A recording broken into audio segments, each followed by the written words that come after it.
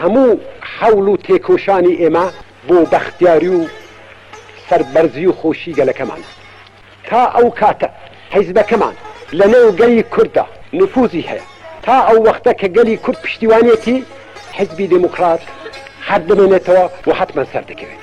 لە ڕێگای ئازادی میلەتێکی زیندوو دەبێت فیداکاری بکە ئێمە زۆر لە باشترین و فیداکارترین ئەندامانی حیزب و تەنانەت ئەفرادی غەیری حیزبیمان لەو ڕێگایەدا قوربانی کردووە کاروانی